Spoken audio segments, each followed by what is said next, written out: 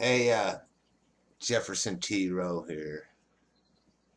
Do a little video. Try and get this finished up.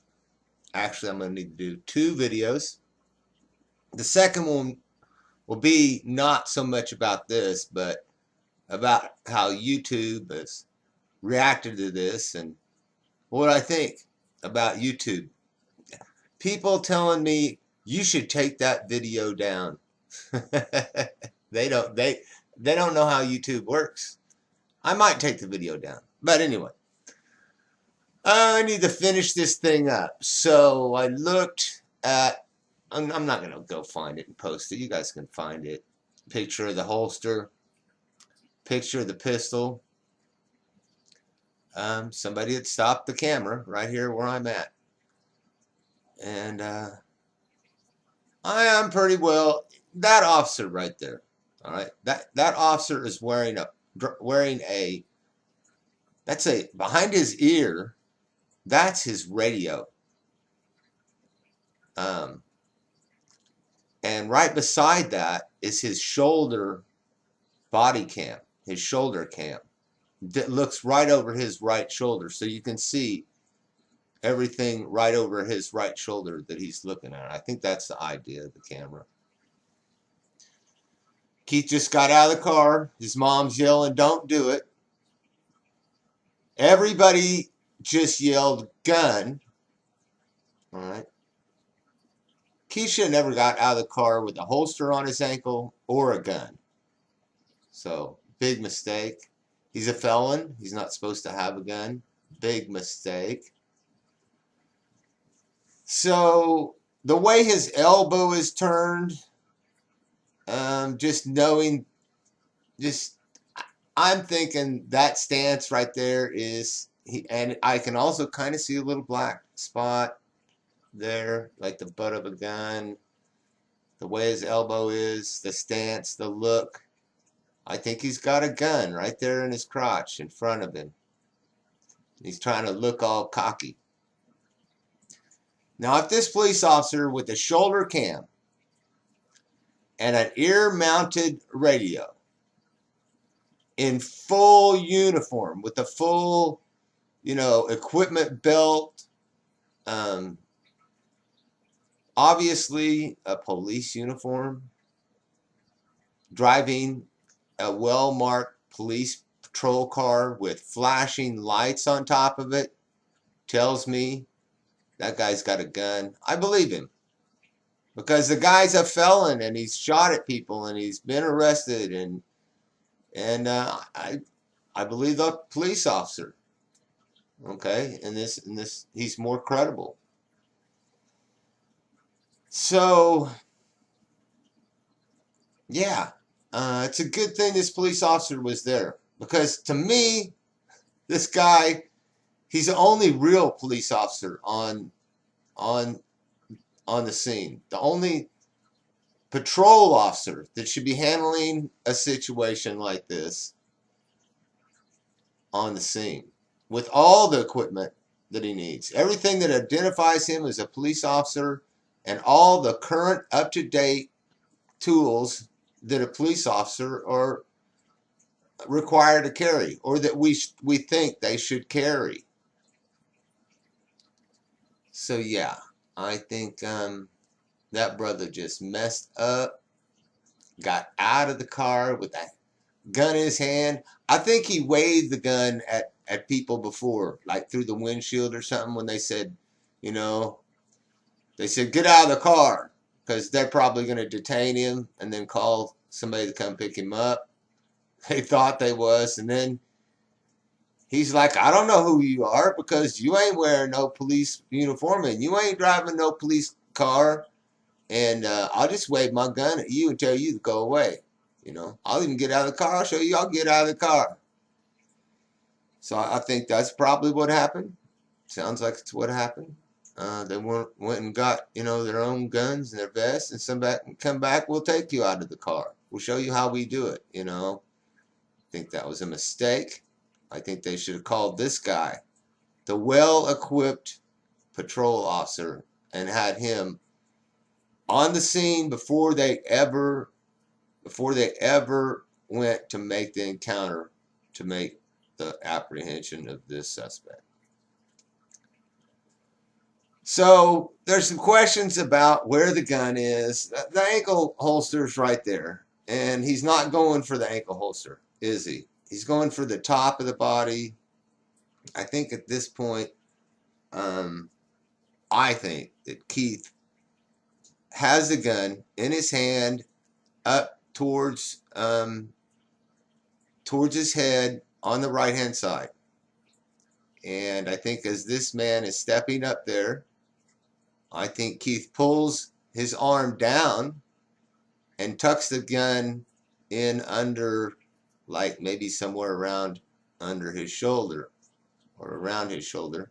And I think this guy in the red shirt here bends down there and takes the gun, and then takes the gun, puts it between his legs, and slides it behind him. Which I don't think that's a bad idea. The guy's still moving around, and he's got a gun in his hand. Take the gun out of his hand and slide it back behind you. And I think he stepped up and protected it. Now, then I think he might have done some weird kicking around with it. That's like, why did you do that? But whatever. I mean, he doesn't look like he really knows what he's doing. These guys look like bounty hunters to me. I'd like to know who they are. Okay, let's take a look at this. Does that look like a police uniform to you? The guy doesn't even tuck his little orange shirt tail. He don't even tuck his shirt tail in. I mean, that's not how police officers dress. They dress professionally, you know. So let's look at the cars that these police officers arrived in. Somebody tried to convince me that SUV that we're looking at right there is a unmarked police car. I'm not buying it. And that van, that's an unmarked police car. I'm not buying that either. Those look like bounty hunter vehicles. Those don't look like unmarked police cars. Unmarked police cars are arranged in such a way that makes it easy for them to transport prisoners, transport suspects down to jail. And those cars don't look like they're equipped for that to me. They just don't. They're not washed. They're not clean. The paint's not right. I think there's a scratch on the bumper of that one. They just don't look like patrol cars. Now, the white car is definitely a patrol car. It says police on the side. It has flashing blue lights on top of it. It has a dash cam. It has everything we want in a police officer.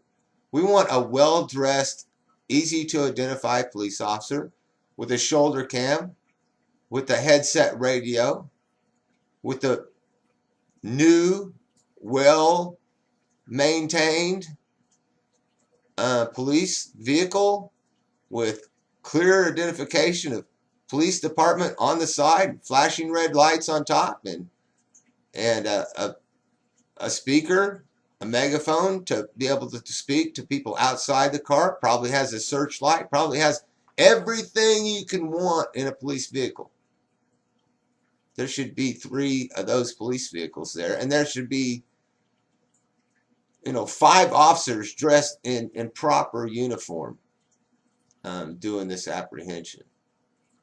So if anybody thinks that these police officers, so-called police officers, are dressed in proper attire for a police officer and driving the most desired vehicles for doing a suspect apprehension, I think you're crazy, man. I see that as a problem here. That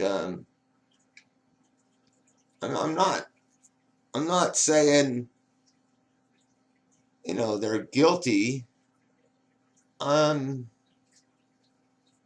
It's hard to know what I'm saying. I just say I don't think they acted properly. I don't think they were properly equipped. What's their liability in that? I don't know. More needs to be known about these guys and why they're dressed in t-shirts, and every t-shirt is a different color. Some people have wanted to, who was on the scene? Oh, there was 2 white guys in white t-shirts, somebody told me. I'm going to do a video about what it's like to be a YouTuber. But there's a gray t-shirt police officer. There was an orange t-shirt police officer. There was a white t-shirt police officer, and there was another white t-shirt police officer. And then there was a police officer in full uniform. Now I'll say it again. When Keith got out of that vehicle, he should not have had that ankle holster on, because there was a car outside of him. He could clearly see was a well-marked police car with flashing lights on top. That means he should not get out of his car armed or with any indication that he has a weapon. I think he pulled that weapon out and got out of the car with it in his hand. And he's been told over and over, drop the gun, and he's looking straight at a police officer with a gun pointed at him, and he's still not willing to drop the gun. That's why Keith got shot. So there you go. That's it. I'm done with this story. I'm going to make a video. Number 12. The last video will say what it's like to be in my shoes, watching videos on YouTube and willing to come on here and make videos, even though I know you guys are going to come and you're going to just take out all your anxieties on me. I wonder if I could close this video out at exactly like 13 minutes. You know who loves you. Jefferson T. Rowe. Peace out.